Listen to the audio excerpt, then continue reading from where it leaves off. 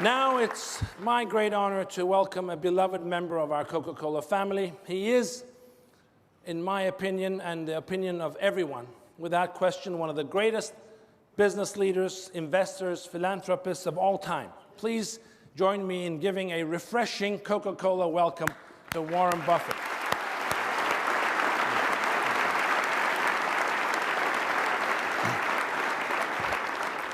Maybe not everyone in our audience actually knows your story when you first started. Picture Omaha in 1937. I was 7 years old and no air conditioning, so the summers were hot and humid. People went out on their lawns at night just to try and cool off, and I got the idea that maybe I could sell them what you would call soft drinks and we called pop. So I went around to a bunch of gas stations. And in those days, every gas station had a cooler with varied soft drinks in it, and it had a little opener on the side and something to catch all the bottle caps. So I went around and collected all the bottle caps for weeks at these various gas stations. I collected 8,000 of them. And then I sorted them all out, and I saw that they were Coca-Cola overwhelmed everybody else. So I decided to hook myself up to them. And they were these little silver-like ones in those days. And my grandfather had a grocery store, so I went to my grandfather and I said, how about giving me a deal on Coke so I can sell it around the neighborhood? And he sold me at the rate of 6 bottles for $0.25, and I went around and sold them for a nickel each. And I sold out every time. And I had no inventory, I had no receivables, I had the best business I ever had. But I made one mistake. I didn't put the money I saved into Coca-Cola stock. But I rectified that mistake some years later. What excites you these days in technology, innovation, new businesses? I like this one.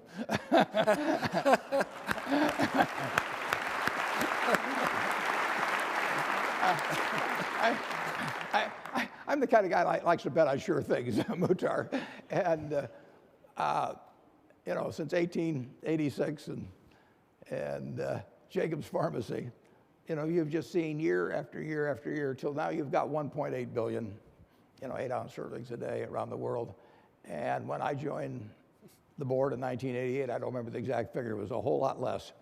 And you've got fewer shares outstanding now, and you've got way more per capitas, and you're gaining share around the world. So those are the kind of businesses I like. I like wonderful brands. You got to take care of them, and but if you take care of a great brand, you know, it's forever. And those are the businesses I like.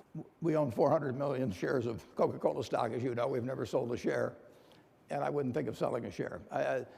I think, well, in my lifetime, since 1930, real GDP per capita in the United States has gone up 6 for 1. Think of that, 6 for 1 in one person's lifetime. We have not lost the secret sauce, so that's the kind of future I see ahead too.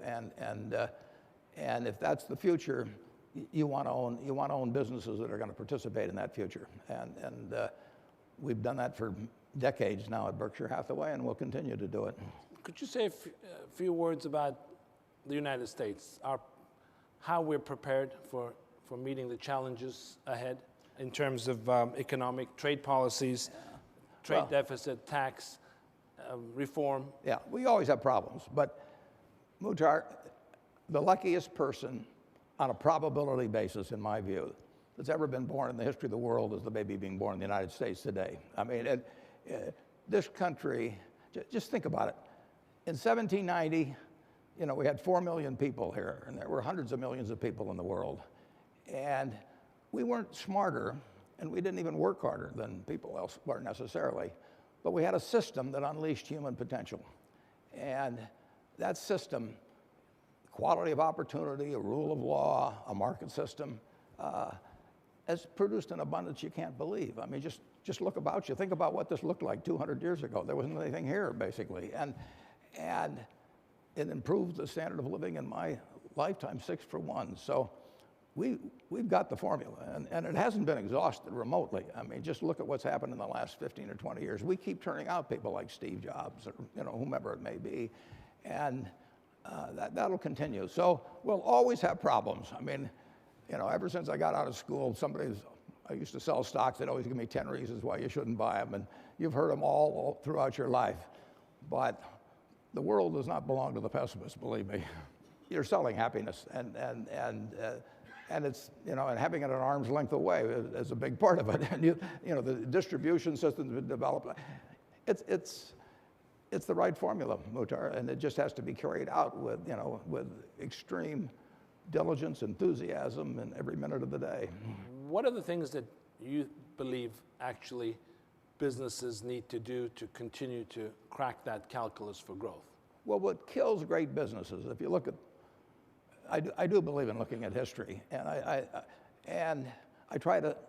like to study failure, actually. And my partner says, all I want to know is where I'll die, so I'll never go there. And we want to see what has caused businesses to go bad. And the biggest thing that kills them is complacency. I mean, you want a restlessness, a feeling that, that somebody's always after you, but you're going to stay ahead of them. You always want to be on the move. And when you've got a great business, like Coca-Cola, which is, there aren't any like Coca-Cola, but you really, the danger would always be that you rest on your laurels. But I see none of that, obviously, at Coca-Cola. But that is the key, to compete the same way when you've got 1.8 billion servings being sold daily as when you were selling 10 a day. And that restlessness, that belief that tomorrow's more exciting than today, you just have to have it permeate the organization.